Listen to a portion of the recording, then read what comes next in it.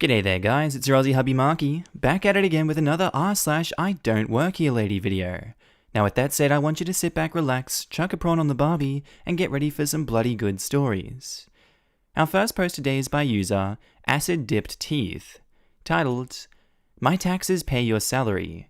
No they do not. So this happened 3 years ago, but my friend reminded me of it yesterday, so I thought I'd share. It was the middle of June and my first weekend off in quite a long time. I'd been giving my friend a never-ending rain check of promising to teach her to fish. Our schedules finally line up, weather's perfect, and it's fishing time. We arrive at a local lake. It's the type where you don't need a fishing license, just a pass for the lake. Money goes to the city, and we buy our passes from the concession stand and head back to the car to get the gear. I bought 3 setups, one for me, one for friend, one just in case. It's a really busy Saturday morning. Lots of people, and we do a mini hike across the lake to get our spot and get to fishing. Friend learns quickly. We catch a few before the sun's all the way up, we're pumped how well the day is going, and decide to take a lunch break when it starts to get hot. At about 11, we take the stuff back to my car, we chill, eat, hydrate, and head back. While we're walking back, a group of kids break away from their families to follow us around. They were all boys, 4 of them. 3 of them were probably around 8 to 11 years old, and the 4th is maybe 6. I'm thinking they just want to watch us fish, and they will likely tell their parents where they were going, so I don't even think about it. We get back to our spot, but the kids are trying to follow us down the hill. The top of the hill has a trail, and if you're careful, you can climb down to reach a small landing that's close to the water's edge. It was stressing me out to watch these kids try and climb down, so I yell up to them a safer place for them to watch. Basically next to us, easier to get to, but there's a gap in between the landings. Once they get down, they decided to have a rock skipping contest. Not exactly polite to do that next to people fishing, but I let it go. Then, these kids decide to have a jumping contest. They're jumping from their landing to our landing, back and forth. There's only a 2-foot gap, but if they fell, they would definitely get hurt.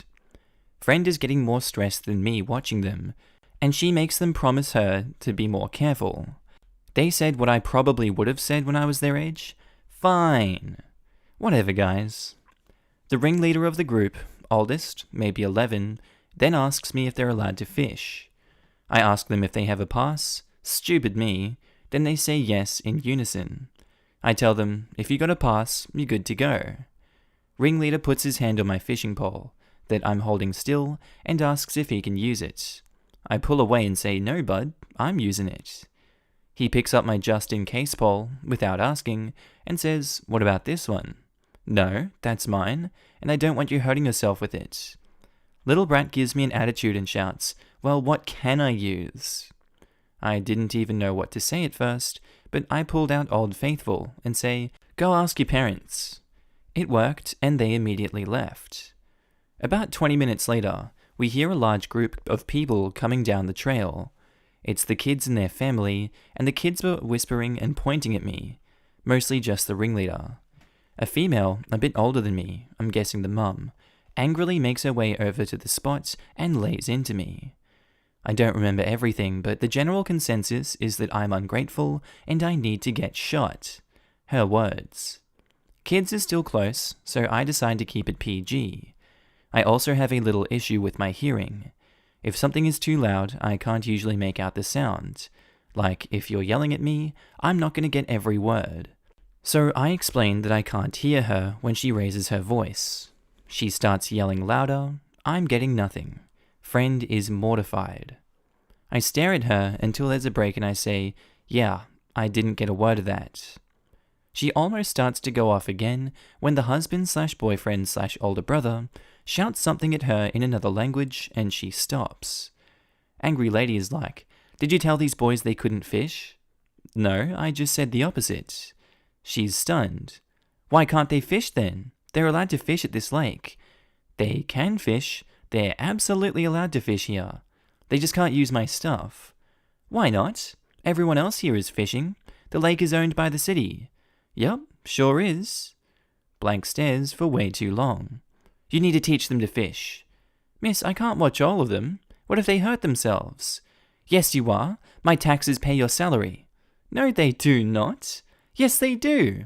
I pay taxes, and taxes pay for this lake. And they better not hurt themselves, because if they do... Wait, you think I work here? More blank stares. Miss, I work at place I used to work, doing thing I did while I was there. Even more blank stares. I fix computers. I didn't, but it's easier to say that than to explain what I really did. Silence. This poor lady looks so embarrassed as it clicks that I am just a person fishing on their day off. But I don't even get an apology. No recognition that she was wrong, nothing. She just climbs back over to the rest of the family as they quietly speak among themselves, walking away in their shame. When they're finally out of sight, friend and I give each other the "what the hell just happened" look, and break into the most beautiful 45-minute session of uncontrollable laughter that I've ever had. Maybe it's because I'm a city/suburban chick from CT, but I've never heard of employees at a lake who teach children, or people in general, how to fish. Is this a normal thing? You know, entitlement is a hell of a drug. And during a special event, there are rangers in my area who will teach fishing. They also waive the need for a permit and bring gear for public use. It's a very rare event, but it is used to promote fishing. And Schrodinger's dog says, I'm a park ranger at a state park in ND, and I don't give people my gear or teach them to fish. Just make sure people are following regulations, being safe, and keep trails clear. Exactly. I still can't wrap my head around what this entitled family was thinking. Entitled people don't think because they don't have a brain. Very true, isn't it, guys? Okay, I hope you enjoyed that story. Our next one is by user Suddenly Hanavi, titled, This is the weirdest I don't work here that I have ever experienced. So, I dispatch roadside assistance for a motor club. No, not that awesome one you're thinking of. Their crappy competition. Yeah, that's my job. This occurred a couple weeks ago. Dramatis personae. Me, Valerie, a lovely young lady just trying to do her job. Damien, a co-worker and friend of mine who's part of the same guild as me in not one, but two different MMOs.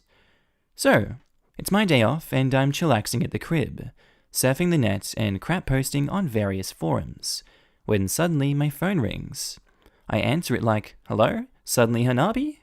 Hello, this is Valerie from company that competes with mine, and is somehow even lower on the totem pole. I have customer in a box truck who's broken down with a flat tire. I was hoping you could help? I've been doing my job far too long. My brain instantly shifted into customer service mode, and Pavlovian conditioning took over. Full-on phone voice and everything I say, okay, I could help with that. What kind of box truck? A 2001 Isuzu NPR. The Isuzu NPR, I said, closing a tab in YouTube and opening two tabs, one for Google, one for findtruckservice.com. That ought to be like a 235 ADR 18 tire, right? They got a spare? Nope, they'll need a tire delivered and installed. Okay, that's not too tall an order. That's a pretty easy tire size to get. What zip code is the customer in? Valerie told me my city's zip code. No crap, that's my city of residence, I said as I entered in Find Truck Service. We got some good outfits around here. I can get you the names and numbers of a few good prospects. But isn't tire delivery what you do? She asked me, confused. No, I said. I'm a roadside assistance dispatcher, just like you. I imagine at my company. But I'm not on schedule today. This is my day off. You've got me on my personal cell. I'm not working today. Valerie paused for a long moment. Okay. So why are you trying to help me? Because I'm damn good at this. Now, do you want these phone numbers or not? Sure. So I give her some recommendations and hung up and returned to my hectic schedule of drinking and fishing in Terraria. About an hour and a half goes by, and my phone rings again. I answer it. Hello? Hey, this is Damien at our employer. I'm seeking help with a tire delivery for a box truck in our city of residence. Can you provide assistance? Apparently the customer's insurance hadn't come through for her, and she called her aftermarket warranty line. Dude, Damien, it's me. Suddenly Hanavi. We work together. We have a raid planned for tomorrow. Wait, what? He asked me. Yeah, man. You caught me on my personal cell phone. I told him. I'm drinking beer and watching. I stopped, remembering all our calls are recorded. Documentaries. No way, he said. Way, I answered. And get this is the second call I've gotten about this today.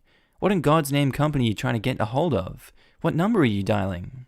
He named a local outfit that I'm not familiar with, which probably means they're pretty trash, and reeled off a phone number that wasn't even close to mine. I told him that, and he told me that on their main menu, the option for a mobile mechanic was option 4, and he hit that, and the call just automatically went to me. Obviously, their previous mobile technician had the same cell number at one time that I currently use, and I'd have to call that service provider and have them sorted out. I confirmed we were still on for Wednesday raid, and we hung up. I didn't need to recommend him local companies. Damien is just as good as I am at what we do, and has every resource that I do. I just turned off my phone for the rest of the day, and drank and played vidya, and watched the prawns in peace. I've since made 3 phone calls to the wrecker service, and asked them to stop routing their mobile mechanic calls to my phone number. I think they fixed it, as I haven't got any more since. It's just the weirdest I don't work here lady story, because I work really adjacent to there, and it's just freak chance that brought their phone calls to me. Cue the Twilight Zone theme. Also, yeah, this comments so much. Thank you for using actual names instead of random bloody letters. So A called E and C, called GT27, and 1D6 called the police. And at some point someone sunk my battleship. And my axe. God damn it.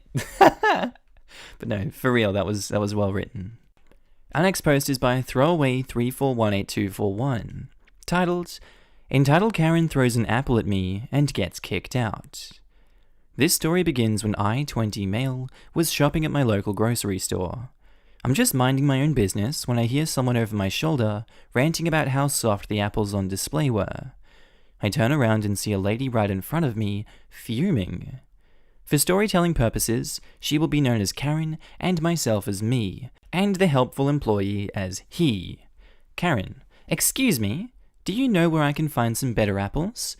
I've felt all these apples and they're all soft. At first I thought to myself, why are you even touching all the food during a pandemic? Little did I know that the worst was yet to come. I'm sorry, Karen, I don't work here. Well, you're wearing a mask. All the workers here are wearing a mask. This is a good spot to mention I live in a very conservative town where people, especially the older ones, haven't been social distancing much or wearing masks, and sure enough, this lady was no exception. Look, lady, I'm telling you I don't work here. Now please leave me alone. Where's your manager? I personally am going to have you fired for this. At this point, I'd had enough, and began to walk away. This was until I felt something hard hit me in my shoulder. This lady just threw one of the apples at me. Did you just throw that at me? I asked. Well, you weren't listening to me, so I had to take matters into my own hands. At this point, an actual employee walks over and sees this commotion and asks us what is going on. Your employee here is being very unhelpful, and I'd like to speak to a manager about it immediately. What she didn't know is that this helpful employee saw the whole thing and isn't buying a word of what Karen is saying. Ma'am, I saw the whole thing, and I'm gonna have to ask you to leave the store now. What do you mean? I haven't done anything.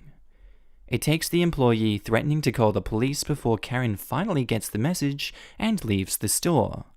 The employee apologizes profusely, saying that this isn't the first time he's dealt with that same woman, and if she does it again, he's going to call the cops for real. After that, I just continue with my shopping like nothing happened, and was just trying to forget about it. Looking back, I wished I would have said something sassy to the lady as she was leaving, but honestly, I was just too much in shock of what happened to do anything. Edit, I've come back to admit that this post is 100% fabricated, it's bogus, every bit is fake. I was just really bored and wanted some karma. Thanks for playing along. Also, why are some of you only wanting to throw melons and other fruits at this fictional character for this? That's kinda weird, champ. Also, did anyone ever ask her, how do you like them apples? You should have told the employee that she felt up all the apples and all of them are probably bruised and unfit to be sold anymore. Maybe, just maybe, he would have called the manager and she would have had to buy all of them. Even setting that aside, she handled them all during a pandemic. Right now, I'm living with the I don't touch it unless it's going in my basket rule, the rare time I have to go into the grocery store. Karen effectively contaminated every apple she touched and every apple those apples touched. Yum yum. Even though it's fabricated, comments are still good. Our next post is by user Abelly, titled, "Get me that dress? No?" I was at a mall near my house, inside a Rue 21 store. I was dressed in skinny jeans and a black and white striped shirt. Nothing formal, but I still looked nice. I was browsing near a display wall and a very Kardashian wannabe looking woman came up next to me. She had long back hair, which was obviously a wig, a tight bodycon dress, high heels, heavy makeup, and you could smell the fake tan on her. She was on her phone and she told me to grab a dress for her, without looking up from her phone or even saying which dress style and size she wanted. We were near a wall of dresses and she only said, "Grab me that dress." I ignored her and continued browsing. This made her look up from her phone. She got in my face and said, "Get me that dress," speaking slowly like I didn't understand English. I told her, no, I don't work here. Find an associate." She looked me up and down with wide eyes and said, "Have you checked what you're wearing?" before spinning on her heels and heading out of the store. Got a shot of the bottom of her butt falling out of her dress as she strutted away. I looked at the associates in this store. They were all wearing black pants and shirts with jewelry or accent pieces from the shelves to promote them. I wasn't wearing anything close to their uniform. Should have asked her the same question. It would have messed with her head on so many levels. Grab her the ugliest dress. Tell her you can take her card right now on the spot, use it to buy your own stuff, maybe tell her dresses went out of style 10 years ago, while being oh so serious. Or the largest dress, I'm sure that would go over peacefully. Oh no, I thought Karen, everyone to the shelters. Our next post is by user Checkered Fire, titled, "No, I absolutely won't come with you to your car." So I'm 15 and female. This morning, my older brother called me because the key to his car wasn't working, an electrical short, and he wanted me to wake my dad up so he could bring him the spare. That I did. So my dad drives us to this 7-Eleven parking lot that my brother is stuck in and hands me his card, telling me to grab him a Coke Zero and get myself something to drink and eat. It's 7:30 a.m. I'm wearing fuzzy slipper boots, leggings, and a sick Persona 5 mask that I sewed myself, AirPods, and a Marvel hoodie. I have cotton candy pink hair, and I wear glasses. I'm also 5'1" and look way younger than I actually am, unless I'm wearing makeup. In comes Bill. Bill is somewhere over 6 feet tall and large. I don't know if it was fat or muscle, but he was big. He was chunky. He's a thicky boy. I don't have social anxiety. My dad is a musician, so I'm used to being approached by adults that I don't know, and can generally hold friendly conversation. Help people who need help, stuff like that. This guy is not wearing a mask. He looks like if Guy Fieri, the dude from Duck Dynasty, and Joe Exotic had a 400-pound love child. Bloody Carol Baskin. He's wearing a sleeveless muscle shirt with the words, "Keep America Great," on it, and a graphic of the president holding a guitar. I'm standing in front of the fridge door that had energy drinks in it, while Bill over here taps on my shoulder. I turn around. In this moment, I felt like Derek Shepherd when the semi-truck was coming. Pure fear. The conversation went as follows. "Hey, sorry, am I in your way?" "You're awfully young to be working here. Can I see your manager? I don't think pants like that should be allowed on the job." Me, now very confused, say, "I'm sorry, I don't work here. Do you need help? I can get an employee if you need." I picked up 2 orange monsters. My AP test is on the 11th and I need to get my sleep schedule back on track, so I'm pulling an all-nighter. And I moved 6 feet away from the guy. I already had my dad's soda tucked under my arm. "Are you one of them illegal girls who do the free car washes? can you clean out my passenger's seat and come home with me? No bodily notice, just say you're on your break. That escalated quickly. For context, I'm a black-white Hispanic mix, but didn't end up with curly hair or blue eyes. I have brown eyes and very thick and wavy dark brown hair that's balayaged pink from the right above my ears to the end. No, I'm sorry. Let me find you an employee. Nah, it'll be fine. It'll be just fine. Bill then reaches for my free hand, which I very sharply pull away. I started walking to the front of the store, and he follows a few feet behind. I put my things on the counter and start to check out. Bill is standing like a foot behind me. Employee says, "Good morning. Did you find everything okay?" "Good morning. Yes, I did. Thank you for asking." Bill, now yelling, Excuse me. I can see that you're friends and all, but your employee's been absolutely disgusting to me, and I want my gas pump for free." "Sir, I'm sorry. She's not an employee. She's a customer." "No, she's not. She offered to help me in the aisle back there." "Sir, that was probably just her practicing common courtesy." Is your chip reader working or should I swipe?" "I want your manager now." "Sir, I'm the only person here right now. The manager will be here at 10. So I'm standing there, holding the card, and waiting for this dude to back off and grab a little tube of donuts from the counter for my troubles, then place it down since I hadn't paid yet. Bill then huffs and storms out, gets into a 4x4 with wheels as tall as me, and very aggressively drives away as Hotel California blares from the speakers. I could hear it from inside the store. The chip reader works. Go ahead. The total is $11.24. So I left and found my dad, handed him the bag and told him my tale. We leave, and on the way home, we pass Bill's truck. I don't think he saw us. I hope he didn't. We were in a Prius. 4x4 versus Prius never goes well for the Prius. People can keep on mocking my mother hen nature, but I always keep my children where I can see them. Pedophiles are everywhere. Disgusting creatures. Thank you so much for protecting people like me. I was literally wearing an anime mask. This dude had no reason to believe that I worked there. I think he just wanted free gas and a girl to groom. He was hoping to grab a runaway, and was disappointed. Look at them dead in the eyes, speak loudly, and reach out to anyone else. You need to be seen. Your attitude was perfect. If you can, take a picture though, to signal him to your friends and family, because that can help someone. I've seen enough serial killer documentaries to know exactly what not to do. I've never been a compliant person. I always question authority. If this dude had tried anything else, I probably would have screamed at the top of my lungs, broke into tears, and waved my arms around so he had no choice but to leave me be. That's incredible advice though. If something like that happens again, I'll be sure to get pictures and post them everywhere I can. Our next post is by user Shiro15619, titled, Karen thinks I'm a cop and has a fit. So this is just a warning, but this happened literal years ago. So some of the details are a bit fuzzy to me. Sorry about that, but I figured I'd post it anyway since I'm sure someone will enjoy it. So I'll just tell how I remember it. If any Reddit tubers r/mk decide to use this, my family lived in Texas at the time, so you can have fun with your voices. Why is Markee not in this? Come on, am I not a recognized Reddit tuber yet? Come on guys, please. Here's the setup of what happened.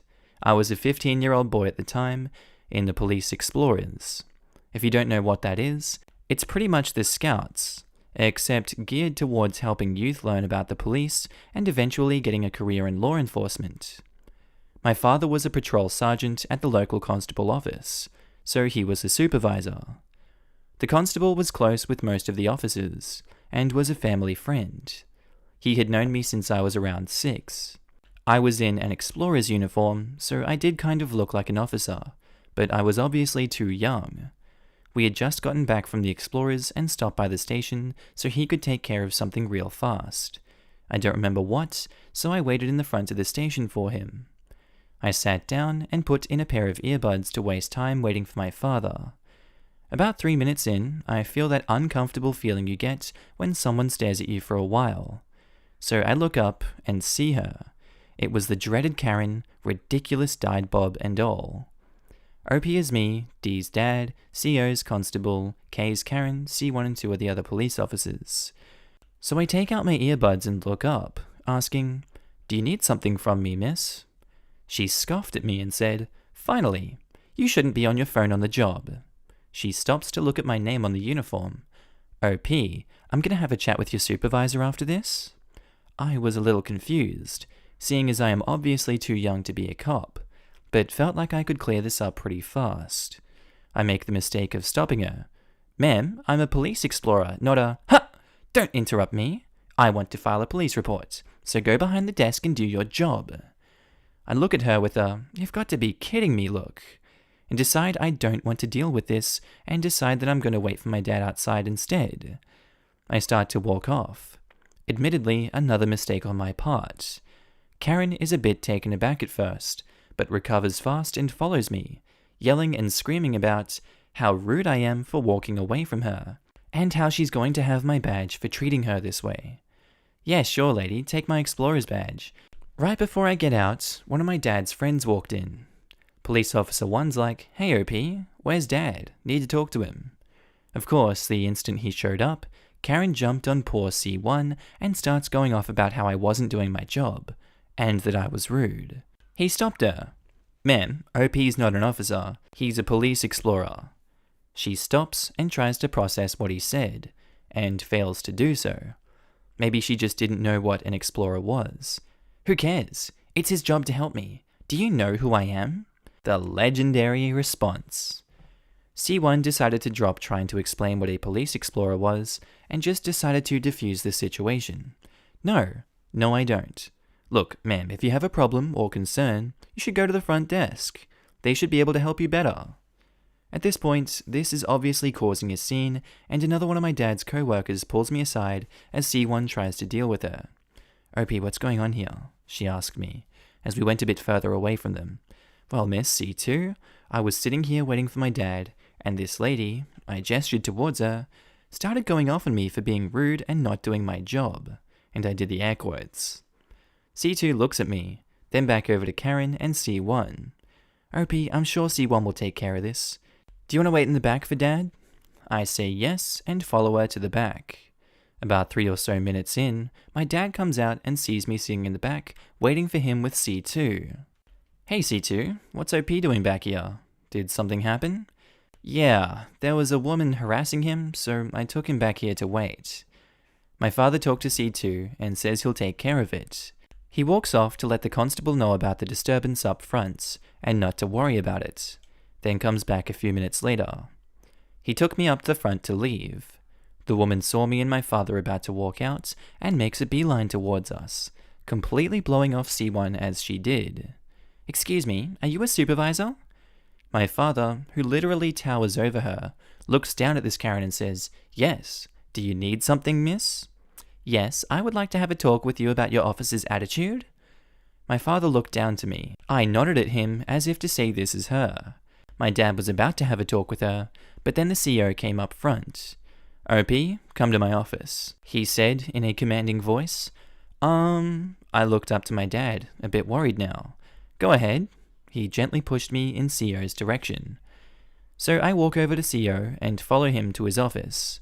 Karen looked pleased, thinking I was in trouble, then turned back to my father. CEO and I sat down at his office, and I looked at him, confused. "Your dad told me what's going on. I didn't want you to have to deal with her. My wife made some cookies. Would you like some?" "Sure." I went ahead and took a few, thanking him. We sat in the office for about 2 minutes, then CEO took me out front. At this point, Karen seemed pretty upset, obviously because my father talked her down. So I walked over to my father, and he went to talk with C1 for a bit. As this was happening, Karen decided to go to CEO to start to complain. CEO interrupted her and told her something about how I was clearly a teenager and not a police officer. And even if I was an officer, she was out of line for treating his officers and me the way that she did, and if she needed something, she would have to go to the front desk like everyone else. I'm not sure what happened to her after that, as we left the station pretty quickly after my dad had talked to C1 and Karen didn't come outside. I was talking to a city cop one time, and he told me that once in a while he'd run into someone who would demand, "Do you know who I am?"